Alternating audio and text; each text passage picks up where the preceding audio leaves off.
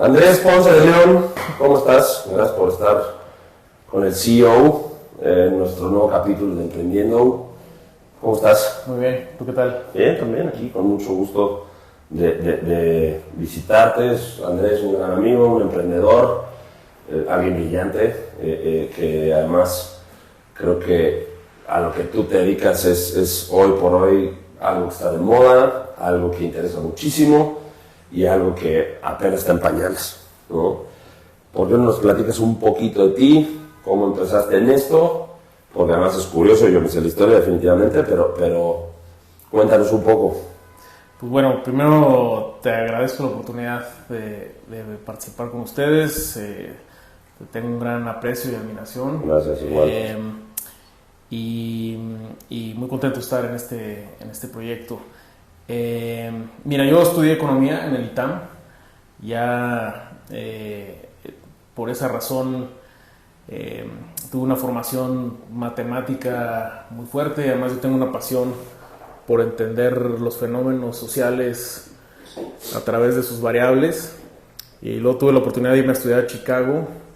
Y allá entré al mundo de Computer Science, Machine Learning, como que toda esta primera generación de procesamiento de grandes cantidades de datos, modelos y algoritmos computacionales que podían predecir con mayor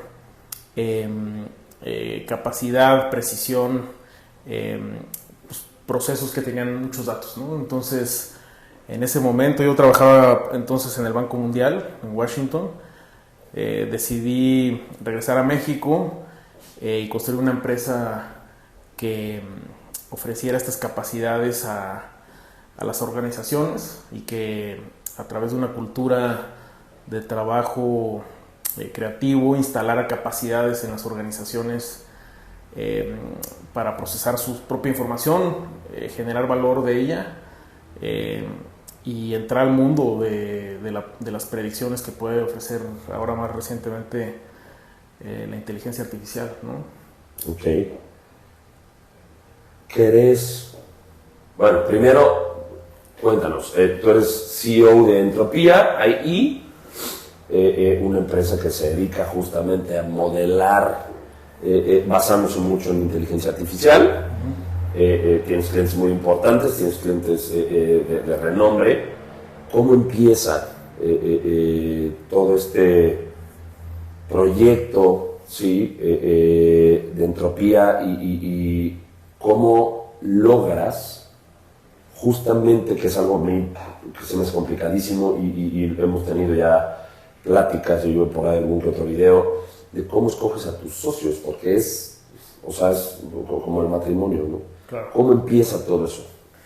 Pues mira, empezamos Max Lugo, Lester Monfort, que iba regresando de Chicago, con la intención de crear una tecnología que organizara toda la información que permitía entender a México, ¿no? Esa fue como la primera gran motivación, de manera que cualquier empresa pudiera saber cuánto podría vender en esta cuadra, otra organización entender cuántos accidentes hay aquí, cuánto va a crecer el PIB y con ello mis ventas.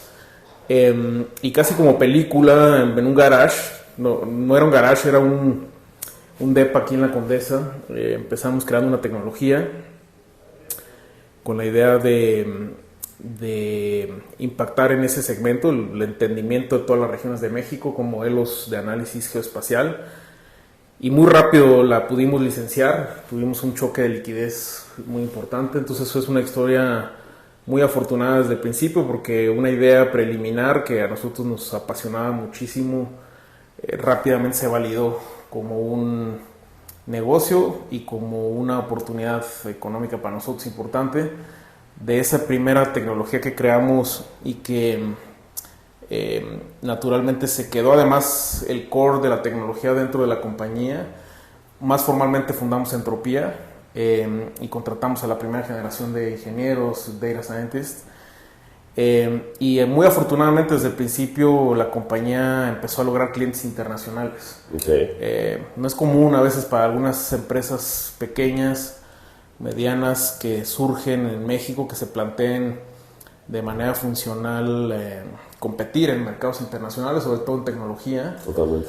Y nosotros tuvimos la oportunidad de tener clientes en Estados Unidos muy grandes, y en Europa, en Italia, en Francia, ahora en España, y como una vocación inicial, la organización muy rápido inició una exploración en torno a su posible internacionalización.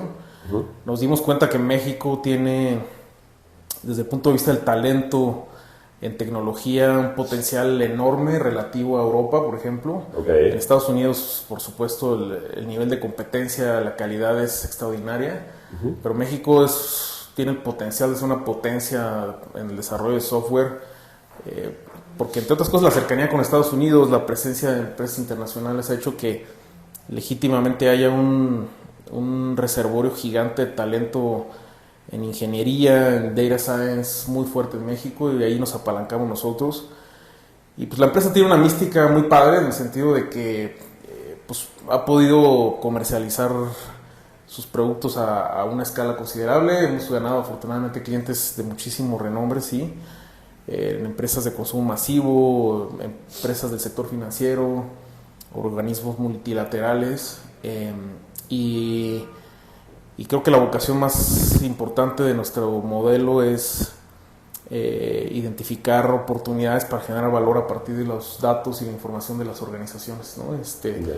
Todas las organizaciones están sentadas, creemos nosotros, en una mina de oro que son sus datos, y nuestro modelo de negocio, nuestras tecnologías, lo que buscan es, como dicen en Estados Unidos, unleash, ¿no? O sea, como liberar todo ese poder que esos datos pueden ofrecerle en la generación de valor, ¿no? Okay, o sea, tú dices que hay muy buena madera en México para todo el tema de tecnología, de programación, de todo eso. Pero bueno. Sí, mira, hay escuelas extraordinarias. Ahora, la UNAM hace probablemente 2 años graduó su primera generación de licenciados en ciencia de datos. Okay. Nosotros tenemos personas que vienen de esa primera generación aquí trabajando con nosotros. El ITAM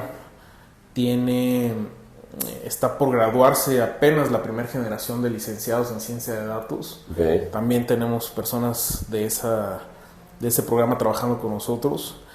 El TEC tiene también ya una tradición incorporada casi a todas sus carreras de enseñarles a programar.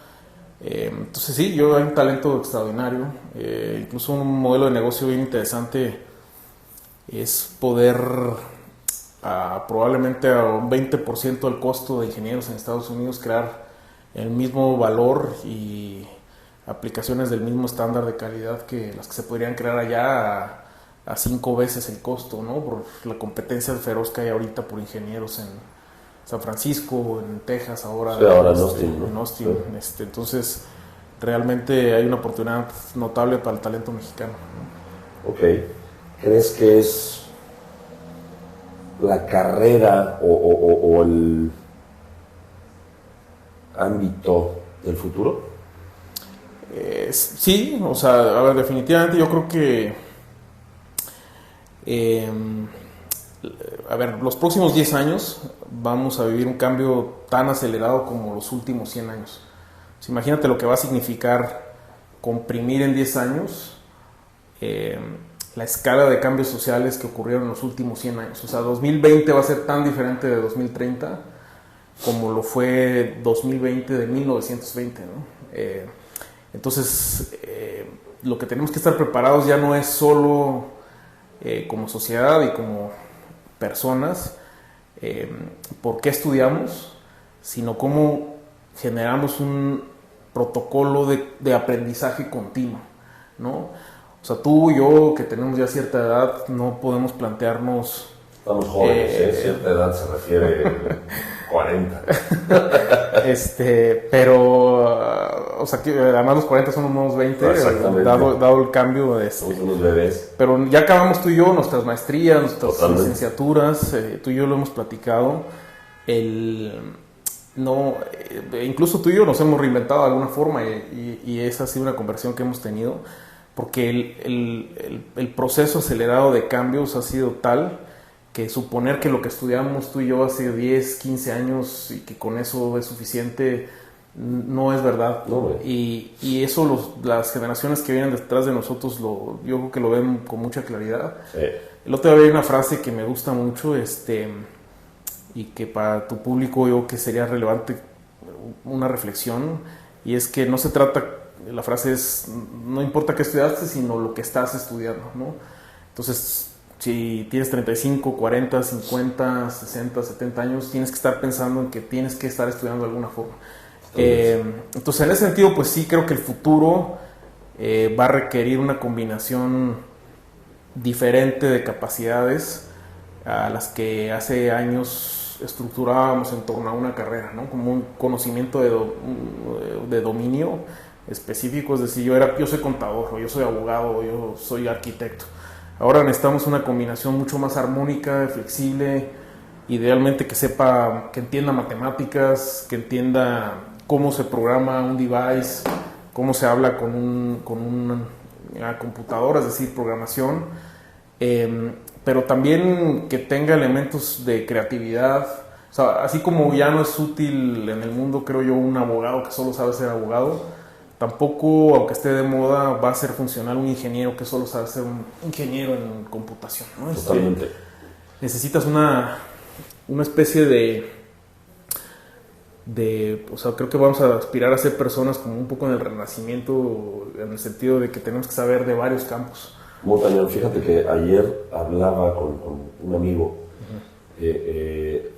a raíz de este proyecto, ¿no? que la verdad que estoy empezando, y que la única finalidad es tratar de compartir lo que nosotros, que aunque seguimos chavos, ya llevamos un camino recorrido. La finalidad es, oye, a ver, lo que no te enseñan en la escuela, ¿no? O sea, echarle la mano a las nuevas generaciones de, pues, qué es lo que tienen que ver, qué es lo que tienen que buscar en un emprendimiento, cómo hacerlo, qué evitar, etcétera, etcétera, ¿no? Y curiosamente me decía, es que está cañón crear contenido, ¿no? Digo, es otra chamba. Pero tú ahorita acabas de mencionar algo muy importante, y que creo que eso para las nuevas generaciones es indispensable que lo tengan muy claro. En el sentido de, a ver, está muy bien saber crear contenido. Todos los chavos que están hoy de moda, youtubers, y jamás están ganando unas fortunas. Pero eso se va a acabar. Al final del día, sí, se podrán reinventar una o dos veces. Pero, después, ¿qué van a hacer? Porque muchos empezaron mucho antes de una carrera, mucho antes de cualquier proyecto de vida, les pegó, empiezan a volverse archimillonarios, pero todos los recursos son finitos, y llega un punto en el que dices, ok, cuando se acabe el contenido que tú puedes crear, o tu público se aburra de él, ¿qué sigue? Y ahí es lo que hemos platicado ya varias veces, ¿no? De cómo me reinvento, y es la frase que acabas de decir, que se me hace brillante. No es lo que estudiaste, no es lo que hiciste, sino qué estás haciendo hoy en día, ¿no?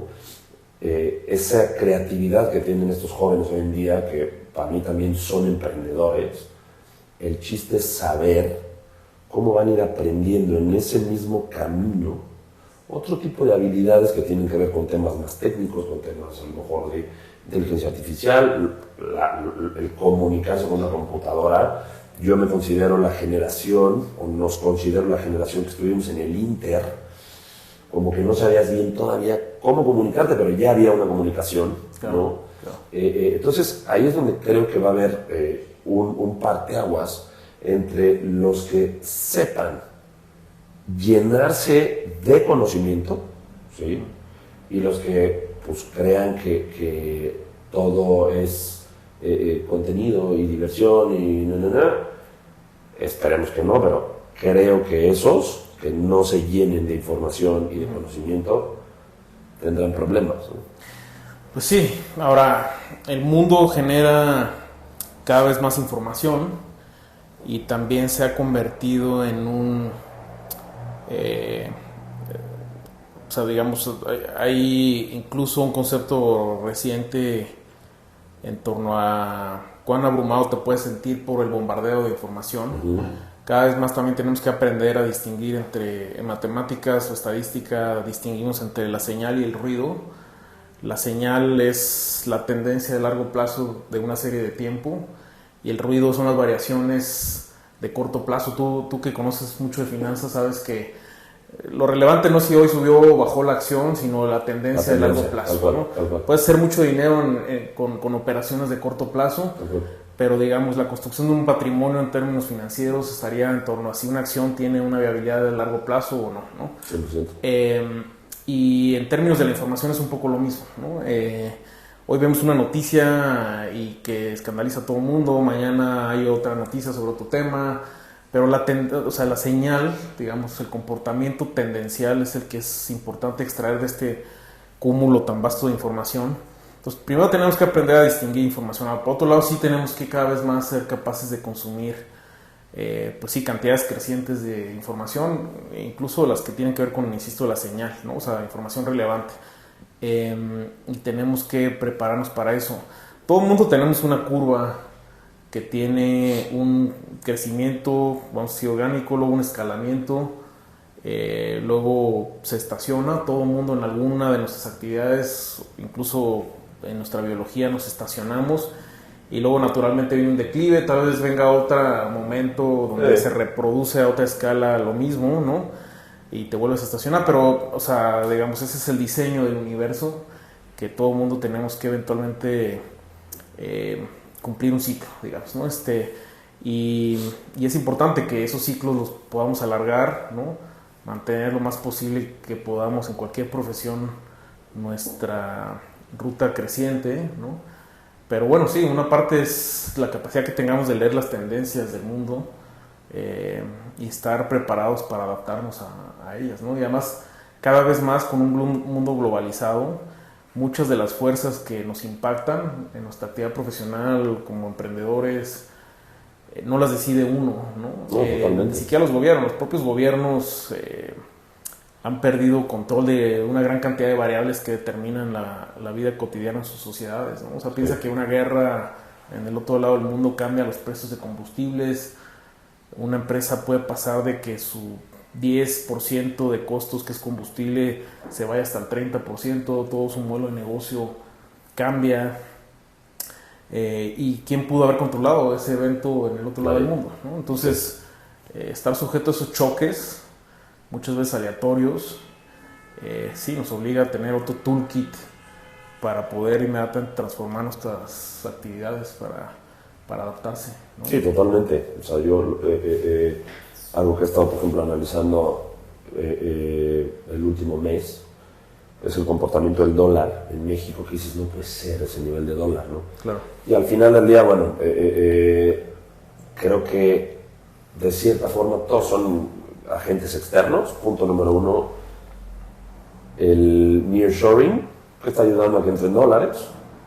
Punto número dos, lo que siempre ha sucedido en México, el capital golondrino, que viene y con las tasas ahorita al 11-12%, dicen, perfecto, México no quiebra en un año, voy mando el 30% de mi lana, me llevo el 11% y me la llevo, ¿no? Y tres, que es un poco desafortunado, pero bueno, tampoco hay por qué esconderlo, pues todas las remesas que el narco ha encontrado la forma de mandar, y que dices, ¿cómo explicas con una economía que en los últimos 5 años su PIB está por debajo de cuando empezó, o sea, el gobierno traiga el tipo de cambio de hace 8 o 10 años? Claro. ¿No? Ese tipo de cosas te ayuda justamente lo que dices, ¿no? O sea, el empezar a tener ese panorama de información en donde seas capaz de absorber todas esas noticias, sobre todo las de calidad, ¿no? Y que te ayudan quizás a no cometer movimientos o hacer movimientos que digas pues te pueden lastimar, ¿no? No. Ahora, hubo algo, me acuerdo que hace poco platicábamos y es lo que quiero que le compartas a la gente, que se hizo espectacular cuando Andrés me presentó ChatGPT, pues él es pionero de todo este tema, antes de que se volviera un boom, antes de que se volviera en moda, ¿no? Y justo cuando lo acababan de liberar, gratis, ¿no? Pero me acuerdo perfectamente, y es lo que quiero que le platiques a la gente. ChatGPT, y lo que he visto con mucha gente, es lo usan como un Google. Y eso es desaprovechar el 99.99% del potencial que tiene, ¿no? O sea, incluso ya ves anuncios de cómo usar ChatGPT, bla, bla, bla, ¿no? Pero me acuerdo que me decías, a ver, la forma correcta para usar ChatGPT, al inicio pues tienes que estar probando y esto y lo otro, pero era usar tu información, alimentarla en ChatGPT y a ver qué te arroja. Entonces, si nos pudieras platicar un ejemplo rapidísimo de cómo debes de usar ChatGPT, que creo que eso va a ser valiosísimo en esta plática. Si quieres podemos poner el ejemplo de una de mis empresas, de la de cajas, ¿no? Oye, a ver, pues usas esta información, así le platicas a ChatGPT y a ver qué te arroja. O sea, para que la gente sepa cómo puede usar una herramienta que además hoy en día es gratis y que pueden tener pues una buena, un buen resultado, ¿no? Bueno, a ver, sí, o sea, lo primero que diría es que yo creo que la tendencia inevitable hacia la que vamos es que todo el mundo vamos a tener para diferentes esferas de nuestra vida una inteligencia artificial que nos acompañe y que sea casi como una herramienta permanente con la que operamos en esa dimensión concreta de nuestra vida, ¿no? Como emprendedores, o si te gusta ver algún deporte, en tu dimensión como aficionado de ese deporte, tal vez tengas una inteligencia artificial, un AI que te acompañe para ver un partido, etcétera, y que puedas ver más variables, etcétera. Entonces, digamos, esa tendencia creo que es inevitable, ¿no? Hay más modelos que solo GPT, ¿no? Sí. El modelo fundacional es GPT. Antes hay modelos que se llaman Large Language Models, ¿no? LLMs. GPT es uno y además la versión más pública le llamamos Chat GPT, o sea, como que le ponemos ese prefijo.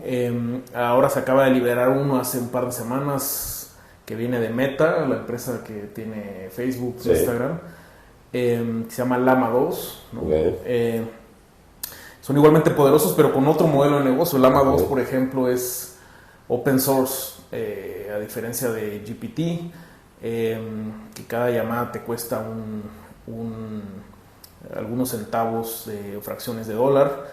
Está la versión gratuita de ChatGPT para un usuario, pero digamos para construir una solución hay diferentes modelos, ¿no? Eso es lo primero que me gustaría decir, que hay una familia de modelos que está creciendo, sí, en tendencia, y algunos de estos modelos optimizan diferentes cosas, ¿no? Hay otro modelo que se llama Cloud. Los diferentes modelos optimizan para diferentes funciones. Lo que quiere decir es que son como un poco más eficientes que los otros en tareas más específicas, ¿no? Y considerando esta tendencia, que yo creo que es inevitable de que todo mundo tengamos para nuestras diferentes facetas una inteligencia que nos acompañe, pues están creando versiones muy grandes y generales para empezar a compartimentalizarse de cara a esa tendencia. Y una de las cosas más prometedoras es que efectivamente empiecen a conocer tu información, de manera que sea siempre una instancia de estos grandes modelos de lenguaje. Puede ser GPT o puede ser Llama 2 o lo que sea, respondiéndote lo que sea que le preguntes, pero con base en un conocimiento profundo de ti, ¿no? Por ejemplo, en términos generales, una empresa puede tener bases de datos de sus facturas y de sus clientes, ¿no? Ya esa información, pues típicamente ahora lo que haces es, y nosotros mismos estamos invirtiendo en esa tendencia como empresa. Lo que puedes hacer es, primero tienes esas bases, y es interesante que la conciencia humana no ha evolucionado para que con solo ver una base tabular, es decir, números en un Excel, inmediatamente captures tendencias, ¿no? O sea, tienes que hacer una gráfica, ¿no? Sí. O sea, solo con ver números, nuestra estructura neuronal, evolutiva, no puede ver si va para arriba o para abajo. Claro. Necesitas graficarlo, ¿no? Claro. La gráfica es una intermediación analítica para que una estructura neuronal, como puede ser un analista, una persona, el dueño de la empresa, sepa esos números, qué tendencia tienen, si están subiendo, bajando, creciendo. Y luego puede ser análisis más profundos, como ver cómo me fue este mes relativo al mes anterior o este mes relativo al mismo mes del año pasado, las típicas cosas que uno analiza, ¿no? Sí. Si el siguiente nivel sería hacer modelos predictivos, ¿no? Porque lo que te pongo como ejemplo de los meses pues sería ver qué pasó, ¿no? Pero predictivamente, pues es, por ejemplo, si voy como voy, cómo cerraría el trimestre, cómo cerraría el año, ¿no? ¿Cuál es mi tendencia? ¿Qué va a pasar, ¿no?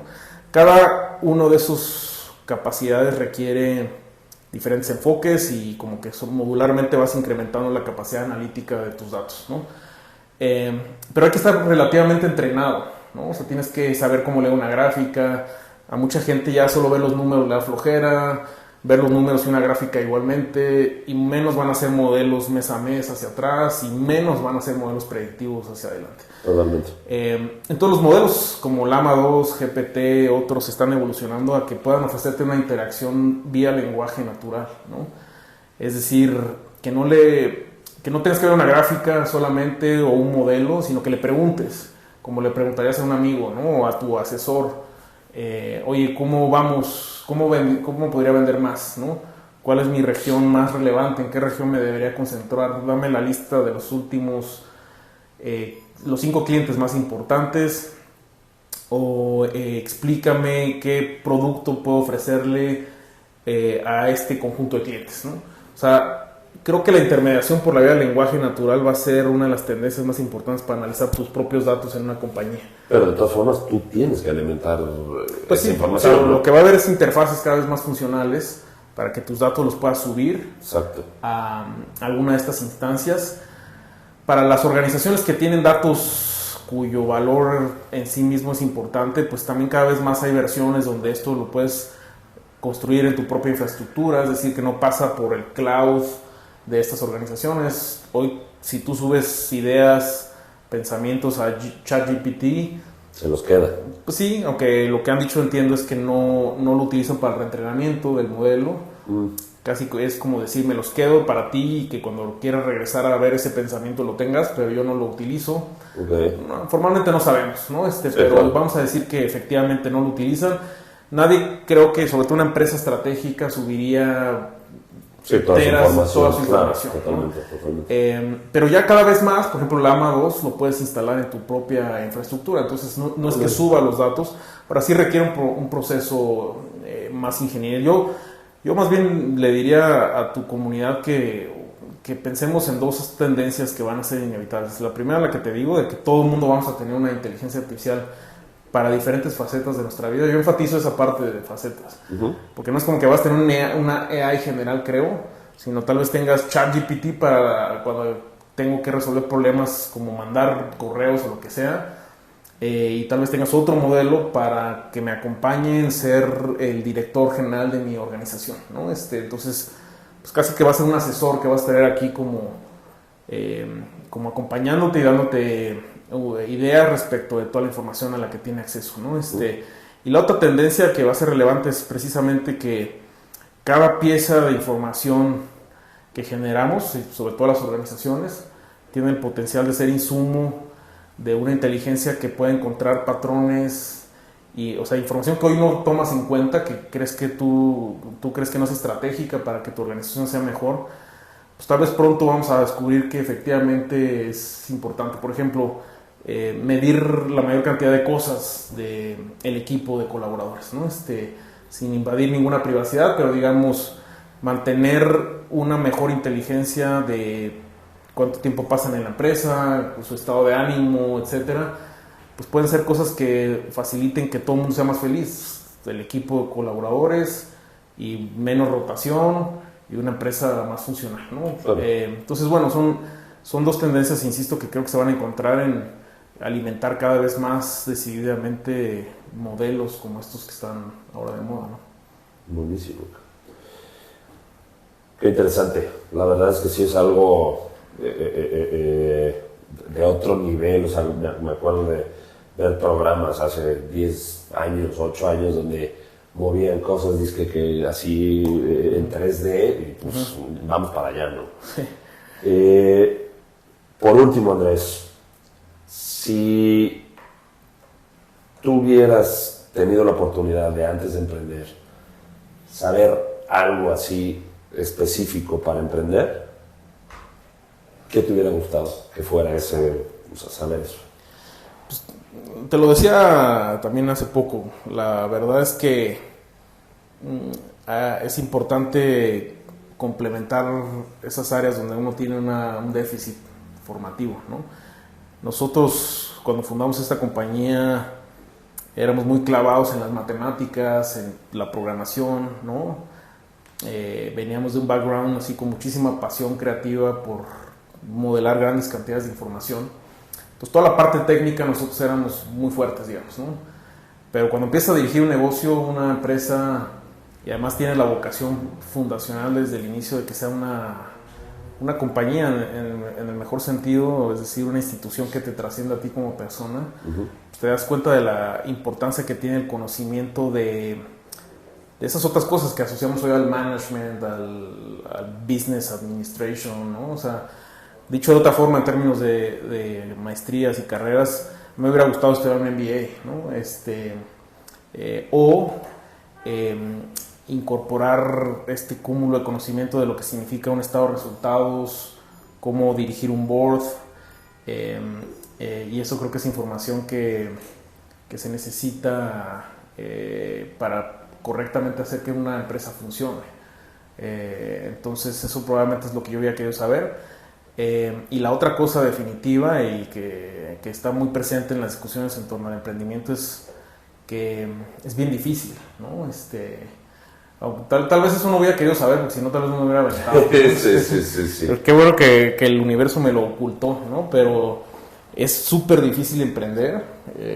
La parte humana es central, ¿no? Es decir, el conjunto de relaciones, sentimientos, expectativas que se involucran en el ámbito de lo humano entre uno, sus socios, el equipo, etcétera, es emocionalmente bien demandante. Sí. Y no lo sabes hasta que no lo ejecutas, ¿no? También lo que significa ser un líder, ¿no? O sea, como que a mí por eso el americano me empezó a gustar. De origen yo era más del soccer, ¿no? Sí. Pero creo que el americano es el deporte que más acabada tiene una teoría de lo que significa el líder. Es un deporte así con un líder clarísimo, que es el quarterback, ¿no? Y todas estas métricas que, sobre todo en el contexto de los drafts, para pasar de universitario a profesional, a NFL, o sea, como que los intangibles del líder, si no se pone nervioso en el momento, o sea, crucial. Sí, totalmente. Entonces yo lo pienso ahora como pues, yo que estoy con mis socios al frente de esta organización, digo, pues, ¿qué tipo de líder soy, no? ¿Cómo mejoro mi temple, por ejemplo, para no ponerme nervioso? ¿Cómo soy bold, ¿no? Como arriesgado, en un contexto en el que el peor riesgo es no tomar riesgos? 100%. Pero al mismo tiempo soy disciplinado con nuestro consejo, con mis socios, y siempre estás en esa tablita. A veces yo cometo así como, vamos a hacer esto, ¿no? Y pues no se planeó bien, y es mi lado bold, no disciplinado. Y a veces digo, a ver, no vamos a pensarle demasiado y no hago algo, y entonces mi lado disciplinado, no bold, ¿no? Entonces, ¿cómo encuentras el balance? Yo diría que esas tres cosas, ¿no? Sí, yo creo que es esta última parte de cómo tomas decisiones, cómo respetas a tus socios, cómo cuidas el tema del consejo. Al final del día yo creo que la vida del emprendedor, del empresario, no es una regla, ¿sí? No es súper straightforward, más bien es, pues tienes que ir sabiendo moverte con la corriente y lamentablemente hoy por hoy los modelos educativos, sobre todo en México, no te enseñan nada de eso. No te enseñan a lidiar con adversidades en donde de repente, pues sí, te puedes poner nervioso, pero tienes que tomar la decisión. Claro. ¿No? O en momentos donde las cosas están demasiado calmadas, cómo animas a tu gente, ¿sí? Cómo incentivas que la gente quiera actuar, ¿no? Entonces, definitivamente, y creo que hay una gran oportunidad ahí para sacar adelante ese potencial y ese talento que hay en México en tema de liderazgo, ¿sí? Por parte de las instituciones educativas, ¿no? Es decir, oye, yo he visto muchos videos, por ejemplo, en Estados Unidos, que la verdad es incluso hasta gracioso, como a los niños desde tercero o cuarto de primaria los ponen a actuar o a presentar enfrente de toda la primaria. No solo del salón. No solo el salón, entonces los ponen en el gimnasio de la escuela, Claro. ¿no? Y han salido casos que esos niños, hoy por hoy hay uno que se llama Grayson Chance, si tienen la oportunidad búsquenlo, Grayson Chance, que en YouTube hace un cover de la canción de Paparazzi de Lady Gaga, pero arreglada por él en piano. O sea, vas viendo tomas de todos los compañeros, de cómo las caras que hacen, de este brother es un genio, ¿no? Claro. Y le dan la oportunidad incluso de exponerlo enfrente de toda la escuela y él no se avergüenza, no se intimida, ¿no? Entonces eso también te forja el carácter y te enseña mucho a cómo tirar para adelante, ¿no? Claro. Decir, oye, tengo que hablar en público, pues hablar en público y ya está, ¿no? Creo que sí es un punto muy importante en México que tenemos que, y en Latinoamérica, tenemos que tratar de empujar ese exposure, ¿no? de los líderes para que logren desarrollar esas habilidades que solo exponiéndolos a ese tipo de cosas lo van a lograr, ¿no? Claro. No, de acuerdo. Pues creo que esos son los mensajes. Ojalá podamos conversar ahí con tu comunidad de cualquier forma. Seguramente, lo volveremos a hacer, seguro. Y felicidades por tu arranque y te vaya muy bien. Andrés, muchísimas gracias. Gracias por permitirnos platicar contigo. Muchas gracias por toda la información que nos compartiste, que es sumamente útil. Y pues seguramente nos volveremos a ver.